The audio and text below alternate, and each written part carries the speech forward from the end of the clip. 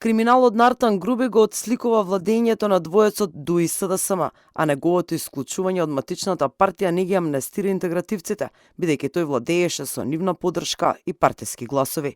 Вака дел од политичките аналитичари го оценуваат последното партиско соопштение на ДУИ, во кое од партијата го исклучуваат бегалецот Артан Груби. Политичкиот аналитичар Фаризи вели дека ДУИ секогаш употребува трикови, а исклучувањето на високиот партиски функционер е само еден од нив. ДУИ секогаш со трикови функционирал во последните 20 години. Исклучувањето на Артан Груби не значи дека треба да се амнестират тие од тоа што направил криминал и корупција. Артан Груби да не бил сам, односно не бил избран со своите гласови за да биде заменик премиер на државата, туку бил застапник на целата политичка партија, односно на ДУИ. Артан Груби е комплетната слика на тоа што правеле ДУИ СДСМ во минатиот период, односно кога тој беше вице-премиер, но не само тој кога бил во тој период, туку и претходно кога владееле од 2017 па наваму.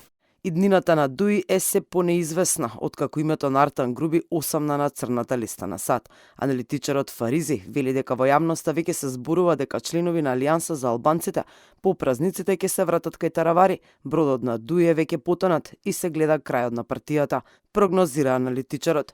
Тој не може да се спаси, бидејќи веќе е побаран со меѓународна потерница, односно на Интерпол. Тој може да се крие кај другарчињата од партијата на слугите кои им служиле на него, односно како типот на тие бизнисмени наречени профитери од политиката, така што многу е лесно да се најде Артан Груби. Ќе ги фатат тие политичарите и бизнисмените кои соработувале со него и тие му кажат местото кај му. Додека во јавноста се шпекулира дали Груби е во Косово или Албанија, врие политичката сцена. Имено повик до Груби да се врати да се обиде да ја докаже својата евентуална невиност, испрати коалицискиот партнер на ДУИ Зијадин Села.